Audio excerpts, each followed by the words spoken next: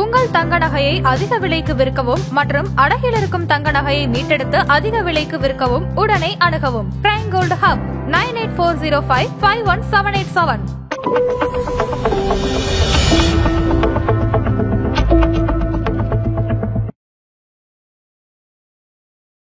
Medical ஒரு medical incident, அந்த ஒரு இன்சிடென்ட் வந்ததுக்கப்புறம் அவங்க மொத்த சேவிங்ஸும் அந்த மெடிக்கல் இன்சூரன்ஸில் போயிடுன்னு சொல்லி தான் சர்வே சொல்லு. ஸோ இப்போ இன்சூரன்ஸ் நம்ம எடுத்துருந்தோம்னா, ரிஸ்க் பிளானிங் பண்ணியிருந்தோம்னா ஆட்டோமேட்டிக்காக உங்கள் சேவிங்ஸை உங்களால் காப்பாற்றிக்க முடியும். சிம்பிளாக சொல்ல போனால் இன்சூரன்ஸ் வந்து ரிஸ்க் டிரான்ஸ்ஃபர் மெக்கானிசம். அதாவது உங்களுக்கு பேசிக்காக வந்து உங்களுக்கு மொத்தமே 4 இன்சூரன்ஸ் தான் தேவை. ஆனால் இங்கே நிறைய பேர் ஃபினான்ஷியல் பிளானிங்கில் பண்ணும்போது 15 இன்சூரன்ஸ் 20 இன்சூரன்ஸ் பாலிசிஸ்லாம் வச்சுருக்காங்க. Health insurance, life term insurance, third வந்து ஆட்டோமொபைல் நீங்கள் எது வச்சு அதோட இன்சூரன்ஸ், 4வது ரொம்ப ரொம்ப இம்பார்ட்டன்ட் கண்டென்ட் இன்சூரன்ஸ். ஷீல்டு மாதிரி மேடம், இந்த 4 இன்சூரன்ஸ் உங்களுக்கு முன்னாடி உங்களை வந்து பாதுகாக்கிறது மாதிரி தான் நீங்கள் எய்ம் பண்ணி. எப்படின்னா உங்களோட பாதுகாப்பு உங்களோட ஃபினான்சஸ். நீங்கள் ஒர்க் பண்ணுற வரைக்கும் தான் லைஃப் இன்சூரன்ஸ் கொடுக்கும். நீங்கள் லே ஆஃப் ஆகி வீட்டில் இருக்கீங்க, உங்களுக்கு சேலரி இல்லை, அந்த மாதிரி சமையலாம் உங்களுக்கு லைஃப் இன்சூரன்ஸ் கொடுக்க மாட்டாங்க. நிறைய ஹவுஸ் ஒய்ஃபுக்கு லைஃப் இன்சூரன்ஸே கொடுக்க மாட்டாங்க. அவங்களுக்கு தான் ஏர்னிங்கே இல்லையே, இதுக்கு நான் கொடுக்கணும் அப்படின்னு சொல்லி ரிஜெக்ட் பண்ணிடுவோம். ஸோ ஒர்க் பண்ணும்போதே நீங்கள் லைஃப் இன்சூரன்ஸ் எடுத்துக்கிறது பெட்டர்.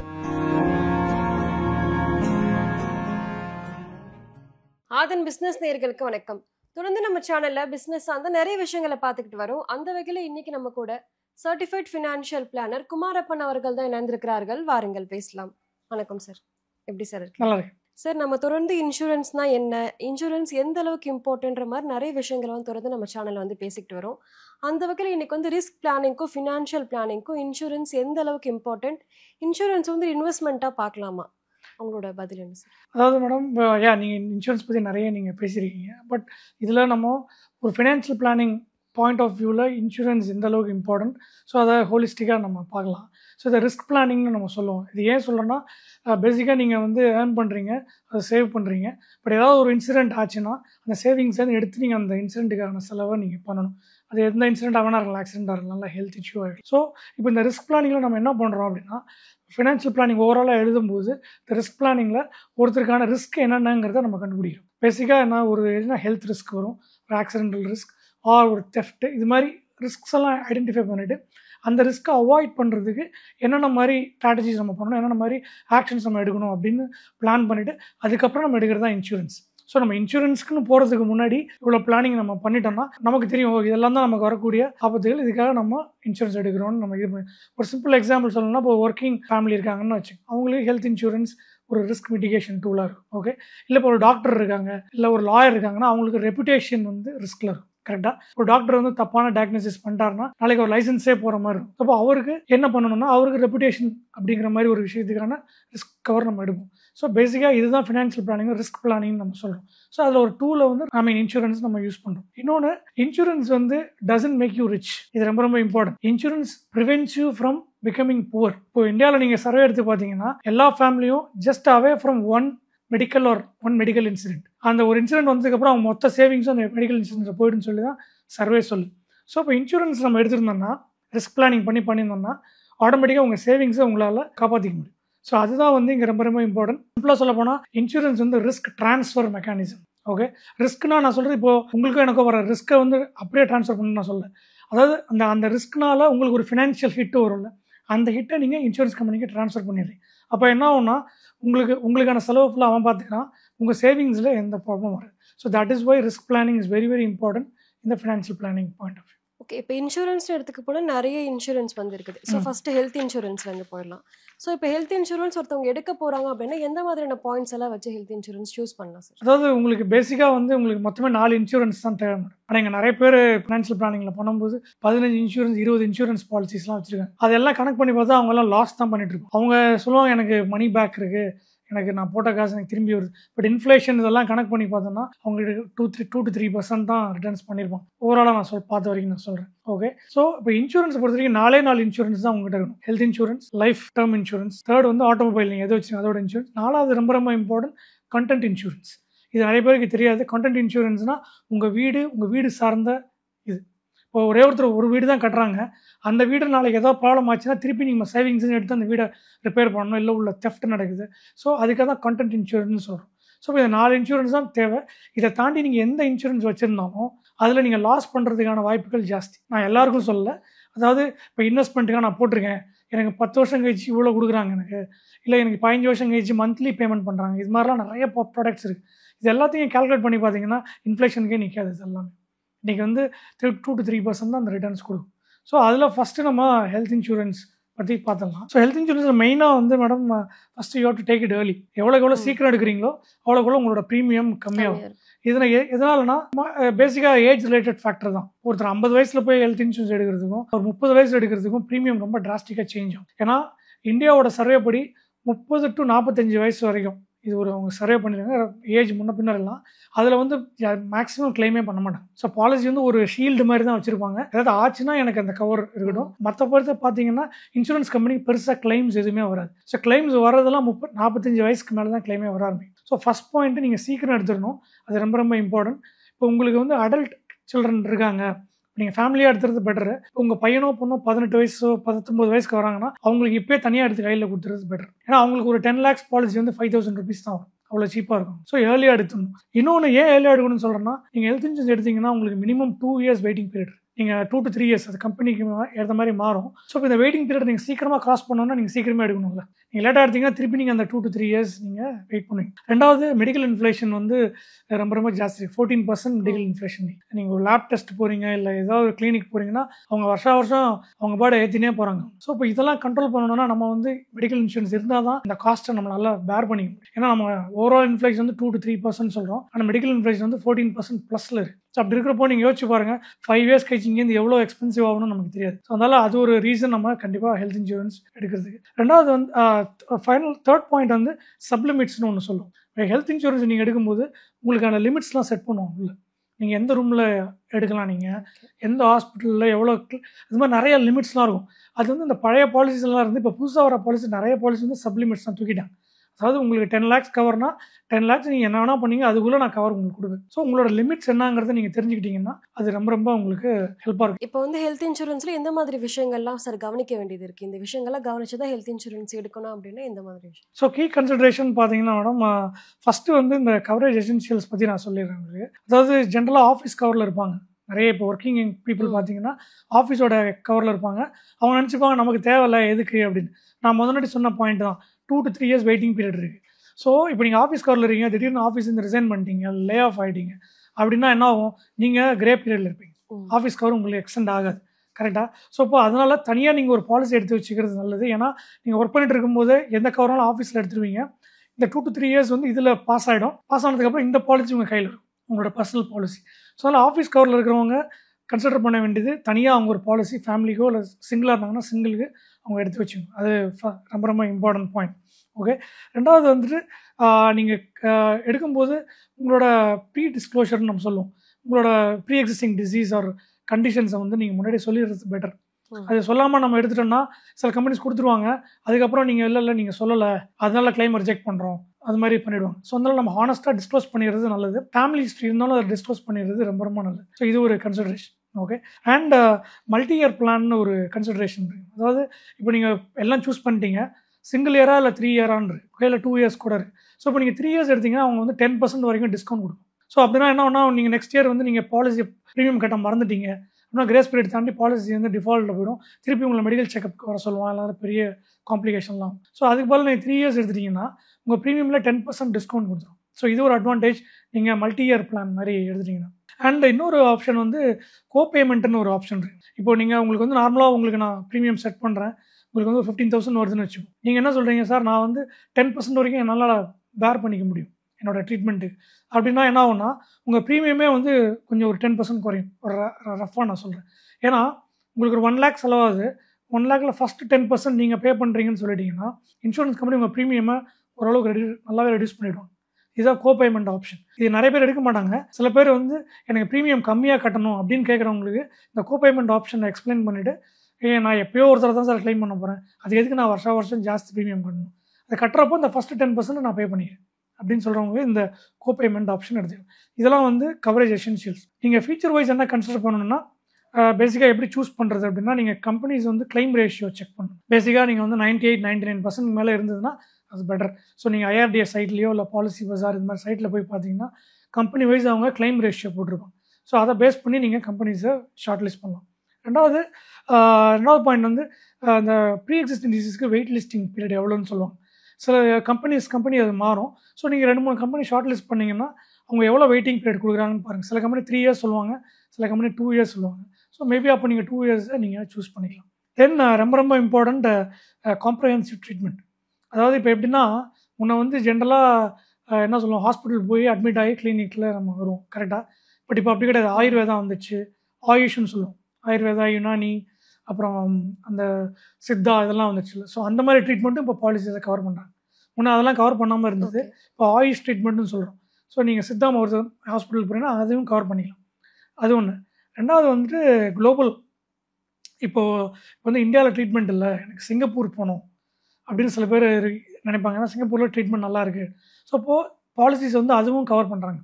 இப்போ உங்களுக்கு ட்ரீட்மெண்ட்டோ இல்லை ஆப்ரேஷனோ இங்கே பண்ணல, சிங்கப்பூர் ஆஸ்திரேலியா தான் பண்ணணும்னா நீங்கள் அந்த எக்ஸ்பென்ஸை கவர் பண்ணுறதுக்கும் இப்போ பாலிசிஸில் வந்துட்டு தேர் டேக்கிங் கேர். ஸோ இது ரொம்ப important. Last but not least என்னென்னா modern treatments, robotic surgery, robotic diagnosis இதெல்லாமே வந்து முன்னாடி கவரில் கொடுக்காமல் இருந்தாங்க. இப்போ இதையுமே கவர் பண்ணுறாங்க. ஸோ இந்த 3 விஷயம், குளோபல் ட்ரீட்மெண்ட், ஆயுஷ், அப்புறம் வந்து இந்த மாடர்ன் ட்ரீட்மெண்ட், இதெல்லாம் வந்து உங்கள் பாலிசிஸில் இருக்காங்கிறத நீங்கள் செக் பண்ணிக்கணும். அண்ட் ஃபைனலாக வந்துட்டு கிரிட்டிக்கல் இல்னஸ். இப்போ முன்னாடி வந்து தனியாக இருந்தது, இப்போ அது வந்து பாலிசிஸ்லேயே கொடுக்குறாங்க ரைடர் மாதிரி. அது நீங்கள் ஆட் பண்ணிக்கலாம். லாஸ்ட் பாயிண்ட் வந்து டே கேர் கவர். இப்போ ஜென்ரலாக ஹெல்த் இன்சூரன்ஸ் வந்து என்னென்னா 24 ஹவர்ஸ்க்கு மேலே நீங்கள் ஹாஸ்பிட்டல் இருந்தால் தான் உங்களுக்கு அவங்க கிளைம் கொடுப்பாங்க. 24 ஹவர்ஸ்க்குள்ளே இருந்தால் கொடுக்க மாட்டாங்க. பட் இப்போ வந்து அதையும் இப்போ உள்ளே கொண்டு வந்துட்டாங்க. Pre hospitalisation, post hospitalisation, day care. So 3 விஷயம் இருக்குது. அட்மிட் ஆகிறதுக்கு முன்னாடி ஆகிற செலவுகள், அட்மிட் ஆனதுக்கப்புறம் போஸ்ட் ஹாஸ்பிட்டலைசேஷன் எக்ஸ்பென்சஸ். இது 3 இல்லாமல் இப்போ ஒரே ஒரு நாள் தான். இப்போ கேட்ராக்ட்னா காலையில் போய்ட்டு சாயந்தரம் வந்துடும். ஸோ அந்த மாதிரி பர் டே இதுக்கெலாம் வந்து இப்போ கவர் பண்ண ஆரம்பிக்கும். ஸோ இதெல்லாம் தான் இம்பார்ட்டண்ட்டான. ஓகே, எந்த மாதிரி விஷயங்கள்லாம் பார்த்து லைஃப் இன்சூரன்ஸ் எடுக்கலாம் சார்? லைஃப் இன்சூரன்ஸ் வந்து பேசிக்காக அதுவும் நீங்கள் ஏர்லியாக எடுக்கிறது தான் மேடம் பெட்டர். ஏர்லியாக எடுக்கும்போது உங்களுக்கு பாலிசியோட இது வந்து ரொம்ப கம்மியாகும். ஹெல்த் இன்சூரன்ஸுக்கும் இதுக்கும் ஒரு சின்ன டிஃப்ரென்ஸ் இருக்கு மேடம். அதாவது எப்படின்னா ஹெல்த் இன்சூரன்ஸும் நீங்கள் ஏர்லியாக எடுக்கும்போது உங்களுக்கு ப்ரீமியம் கம்மியாக வரும். ஆனால் ஹெல்த் இன்சூரன்ஸ் வந்து எவ்ரி 5 இயர்ஸ் ஆர் 4 இயர்ஸ் வந்து ப்ரீமியமாக இன்க்ரீஸ் பண்ணுவாங்க. ஏன்னா நீங்கள் ஏஜ் ஆகுறீங்க. இப்போ ஏஜ் ஆகும்போது உங்களுக்கு அதுக்கான இதெல்லாம் வரும்ல, எயில்னஸ்லாம் வரும். ஸோ அதனால் ஹெல்த் இன்சூரன்ஸ் வந்து ஸ்லைட்டாக ப்ரீமியமாக இன்க்ரீஸ் பண்ணுவாங்க. பட் டேர்ம் இன்சூரன்ஸில் அந்த மாதிரி கிடையாது. ஸோ டேர்ம் இன்சூரன்ஸ் வந்து நீங்கள் சீக்கிரம் எடுக்கும்போது ப்ரீமியம் கம்மியாக தான் உங்களுக்கு வரும். பட் அதே ப்ரீமியம் அப்படியே ஸ்டே ஆகும். ஓகே, இப்போ ஒருத்தர் 25 வயசில் எடுக்கிறாருன்னா அவருக்கு வந்து ஒரு 25,000 இருக்குன்னா அந்த ப்ரீமியம் திருப்பி ஏறாது. அவர் 65 இயர்ஸ் வர வரைக்கும் அதே ப்ரீமியம் தான். ஸோ இது ஒரு பாயிண்ட்டு, ஏர்லியாக எடுக்கிறது பெட்டர். ரெண்டாவது வந்துட்டு இப்போது வந்துட்டு முன்னெல்லாம் எப்படின்னா அவங்க அந்த கவர் வரைக்கும் பே பண்ணிகிட்டே இருக்கும். இப்போ ஒரு 30 இயர்ஸில் லைஃப் இன்சூரன்ஸ் எடுக்கிறாருன்னா 65 இயர்ஸ் வரைக்கும்னா 35 இயர்ஸ் ஒரு இயர் ஆன் இயர் ப்ரீமியம் பே பண்ணிகிட்டே போகும். பட் இப்போ என்ன ஆப்ஷன் கொடுக்குறாங்கன்னா 5 இயர்ஸ் மட்டும் நீங்கள் பே பண்ணலாம் ஒர்க்கிங் பீரியடில். ஸோ அப்போ என்ன, நீங்கள் ஒர்க்கிங் பீரியட்லேயே 5 இயர்ஸை கட்டி முடிச்சிட்டிங்கன்னா அந்த பாலிசி உங்களுக்கு 65 இயர்ஸ் வரைக்கும் ஆக்டிவாக இருக்கும். நீங்கள் ப்ரீமியம் எதுவும் பே பண்ணுது. ப்ரீமியம் கொஞ்சம் ஜாஸ்தி இருக்கும், பட் இட்ஸ் ஓகே. ஏன்னா நீங்கள் ஏர்னிங்கில் இருக்கீங்க நீங்கள், அதனால் அது பிரச்சனை இல்லை. ஸோ இந்த பாயிண்ட்டை நீங்கள் கன்சிடர் பண்ணிக்கலாம். இப்போ வந்து லைஃப் இன்சூரன்ஸ் எடுக்கும்போது எந்த மாதிரி கீ கன்சிடரேஷன்லாம் வந்து பார்த்துட்டு எடுக்க வேண்டியது இருக்குது சார்? அதில் வந்துட்டு ரொம்ப இம்பார்ட்டன்ட் வந்து மேரிட் உமன்ஸ் ப்ராப்பர்ட்டி ஆக்ட். இது நிறைய பேருக்கு தெரியாது. அதாவது நீங்கள் லைஃப் இன்சூரன்ஸ் எடுக்கும்போது நீங்கள் நார்மலாக ப்ரீமியம் பே பண்ணி நீங்கள் எடுக்கலாம். அப்படி இல்லைனா இந்த ஆக்ட்க்கு கீழே நீங்கள் லைஃப் இன்சூரன்ஸ் எடுக்கலாம். இது பேசிக்காக என்ன பண்ணணும்னா, ஒரு ஃபேமிலி இருக்காங்க, ஹஸ்பண்ட் வந்து தவறி போய்றாருன்னு வச்சுப்போம். அப்போ அவருக்கு கடனும் வெளியில் இருக்குன்னு வச்சுப்போம். ஸோ இப்போ அவருக்கு இந்த லைஃப் இன்சூரன்ஸ் செட்டில்மெண்ட் வருதுன்னா அந்த கடன்காரங்களாம் அந்த செட்டில்மெண்ட்டை வாங்கிட்டு போகிறதுக்கு வாய்ப்பு இருக்கா? வாங்கிட்டு போயிட்டாங்கன்னா ஃபேமிலிக்கு எதுவுமே மிஞ்சாது. கரெக்டாக? ஸோ இப்போ இந்த மேரிட் உமன்ஸ் ப்ராப்பர்ட்டி ஆக்ட் கீழே நீங்கள் லைஃப் இன்சூரன்ஸ் எடுத்திங்கன்னா அவருக்கு எவ்வளோ கடன் இருந்தாலும் இதுலேருந்து வர செட்டில்மெண்ட்டை யாருமே கை வைக்க முடியும். ஸோ இப்போது ஒரு அந்த ஹவுஸ் ஒய்ஃபுக்கு வந்து இது ஒரு பயங்கரமான ப்ரொடெக்ஷனாக நிற்கும். ஓகே, ஸோ எவ்வளோ கடன் இருந்தாலும் அதை அவங்க வேறு விதமாக செட்டில் பண்ணிக்கலாம். இதை வந்து அந்த டெப்டர்ஸ் வந்து இந்த செட்டில்மெண்ட்லேருந்து எனக்கு பே பண்ணணும்னு அவங்களால சொல்ல முடியாது, அதை கையே வைக்க முடியாது. இது வந்து கவர்மெண்ட்டோட ரூல், இது எஸ்பெஷலி ஃபார் விமன். ஸோ இந்த பாலிசி வாங்கும்போது இந்த MWPAன்னு சொல்லுவோம், இந்த ஆக்டுக்கு கீழே நீங்கள் வாங்கிட்டீங்கன்னா உங்களுடைய லைஃப் இன்சூரன்ஸோட செட்டில்மெண்ட் வந்து ரொம்ப செக்யூர்ட்.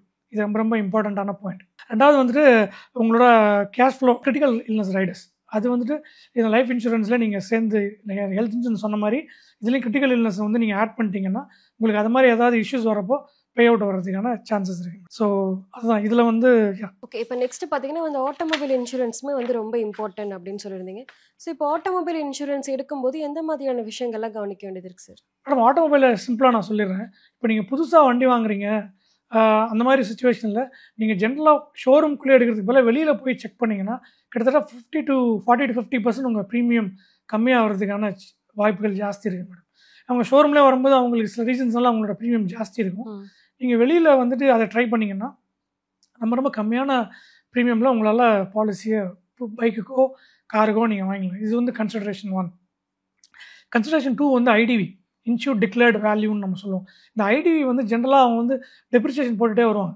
பட் நீங்கள் கொஞ்சம் ஃபைட் பண்ணிங்கன்னா ஐடிவி வந்து ஜாஸ்தி நீங்கள் வச்சுக்கலாம். ஓகே, ஐடிவி ஜாஸ்தி வச்சுக்கிறது எதனால நான் சொல்கிறேன், இப்போ 2015 ஃப்ளட் வந்தது. இப்போ நிறைய பைக்கு கார்லாம் தண்ணியில் அடிச்சுன்னு போயிடுச்சு, ரைட்? அப்போல்லாம் அது ஸ்கிராப் வேல்யூக்கு தான் வந்து மக்கள்லாம் வந்து அதை போட்டாங்க. எல்லாருக்கும் பயங்கர லாஸ். பட் ஐடிவி நீங்கள் ஜாஸ்தியாக போட்டிருந்தீங்க அப்படின்னா அந்த ஐடிவி வேல்யூ கம்பெனிஸ் வந்து ஹானர் பண்ணியே ஆகும். ஓகே, ஸோ இப்போ நீங்கள் எவ்வளோ ஐடிவி ஜாஸ்தியாக வச்சுருக்கீங்களோ அவன் உங்களை ஏற்ற விட மாட்டாங்க. But you can negotiate with them. Negotiate பண்ணி ஐடிவி ஜாஸ்தியாக வச்சிங்கன்னா இது மாதிரி ஒரு கேட்டஸ்ட்ராஃப் வருது, அந்த மாதிரி சமயத்தில் பைக்கோ காரோ தண்ணியில் போயிடுது, இல்லை ஏதாவது டேமேஜ் ஆகிடுச்சுன்னா அந்த ஐடியை பேஸ் பண்ணி உங்களுக்கு செட்டில்மெண்ட் அவன் பண்ணுவோம். ஓகே, ஸோ 2 செட்டில்மெண்ட் வரும். ஒன்று வந்து பைக் அவன் எடுத்துக்கிட்டு அதுக்கு ஒரு காஸ்ட் போட்டு ஐடிவி மாதிரி ஒன்று கொடுப்பான். இல்லைனா அவன் என்ன பண்ணுவான், அதை பைக் எடுத்துக்கிட்டுனா அவன் சேல் பண்ணுவான் மார்க்கெட்டில், அது ஒரு காஸ்ட்டு ப்ளஸ் உங்கள் ஐடிவி, இது ரெண்டும் சேர்த்து உங்களுக்கு செட்டில்மெண்ட்டாக அவன் கொடுப்பான். அப்படி இல்லை சார் என்னால் அந்த பைக்கை விற்க முடியாது, இந்த காரை விற்க முடியாது, நான் ஐடிவி உங்களுக்கு கொடுத்துட்றேன், நீங்களே விற்றுக்குங்க அப்படின்னு சொல்லுவோம். அந்த மாதிரி சொல்லிட்டாங்கன்னா நீங்கள் வெளியில் விற்றுட்டு இந்த ஐடிவி நீங்கள் வாங்கிக்கலாம். ஸோ இப்போ இந்த மாதிரி பண்ணுறப்போ நீங்கள் வெளியில் வைக்கும்போது நெகோஷியேட் பண்ணி நல்ல ப்ரைஸ்க்கு நீங்கள் விற்றுலாம். இந்த ஐடிவி ஜாஸ்தியாக இருக்கும்போது உங்களுக்கான டேமேஜை நீங்கள் கண்ட்ரோல் பண்ணிடுங்க. ஸோ அதுதான் இந்த ஐடிவிக்கு பின்னாடி நிறைய பேர் இதெல்லாம் செக்கே பண்ண மாட்டாங்க. அவங்க கம்பெனிக்காரன் அடிச்சு போட்டு போயிட்டே இருப்பாங்க, அவங்க போய்ட்டு வாங்கிடுவாங்க. இதெல்லாம் நம்ம சென்னையில் வருஷம் ஃப்ளட்டு வருது, எல்லாம் பைக் காணாமல் போகுது, இதெல்லாம் போகிறப்போ இது ரொம்ப நமக்கு ஹெல்ப்பாக இருக்கும். இப்போ நெக்ஸ்ட் பார்த்தீங்கன்னா கான்டென்ட் இன்சூரன்ஸ் அப்படின்னு சொல்லி ஒரு விஷயம் சொல்லியிருந்தீங்க. வீடு இருந்தால் தெஃப்ட் ஆகுது, இல்லை டேமேஜ் வருதுன்னா இந்த இன்சூரன்ஸ் கிளைம் பண்ணுறது நல்லது அப்படின்னு சொல்லிட்டு. ஸோ கான்டென்ட் இன்சூரன்ஸ் எந்த அளவுக்கு சார் இம்பார்ட்டன்ட்? இந்த இன்சூரன்ஸ் நிறைய பேருக்கு தெரியுமான்னு எனக்கு டவுட்டாக இருக்கு மேடம். ஏன்னா இந்த மிச்சத்தெல்லாம் நீங்கள் நிறைய கேள்விப்பட்டிருப்பீங்க. கான்டென்ட் இன்சூரன்ஸ் தான் என்னன்னா, இப்போ ஒருத்தர் கஷ்டப்பட்டு ஒரு வீடு கட்டுறீங்க, ஓகே, அந்த வீடு நாளைக்கு ஏதாவது டேமேஜ் ஆயிடுச்சுன்னா, ஓகே, அது நான் ஏன் சொல்கிறேன்னா சென்னையை பொறுத்த வரைக்கும் நம்ம சீஸ்மிக் ஜோன் 3ல் இருக்கும். சீஸ்மிக் ஜோன் 3 நீங்கள் கேள்விப்பட்டிருப்பீங்க. எர்த்குவேக் ப்ரோன் ஜோன் சென்னை ஃபுல்லாகவே. ஸோ இப்போ நாளைக்கு எர்த்குவேக்னால ஏதாவது டேமேஜ் ஆகுது, இல்லை வீட்டுக்குள்ளே ஒரு ஃபயர் ஆக்சிடென்ட் ஆகுது, இல்லை தெஃப்ட்டு, வீட்டுக்குள்ளே யாரோ உள்ளே பூந்து எல்லாத்தையும் எடுத்துகிட்டு போயிட்டாங்க. ஸோ இதெல்லாம் நீங்கள் காமனாக நடக்குது நீங்கள் கரெக்டாக. ஸோ இப்போது இந்த மாதிரி விஷயங்கள் பண்ணுறப்போ உங்கள்கிட்ட இருக்கிறது ஒரே ஒரு வீடு, நாளைக்கு இது ஏதாவது டேமேஜ் ஆச்சுன்னா உங்கள் சேவிங்ஸ் எடுத்து தான் அந்த வீடை நீங்கள் ரிப்பேர் பண்ணணும். ஸோ இப்போ இந்த கண்டென்ட் இன்சூரன்ஸ் அங்கே வந்து உங்களுக்கு ரொம்ப ஹெல்ப்பாக இருக்கும். ஓகே, இது பேசிக்காக என்னென்னா இது வந்து வருஷம் ப்ரீமியம்லாம் கட்ட தேவையில்லை. நீங்கள் ஒரு தடவை ப்ரீமியம் பே பண்ணிட்டீங்கன்னா 10 year or 15 year பாலிசி.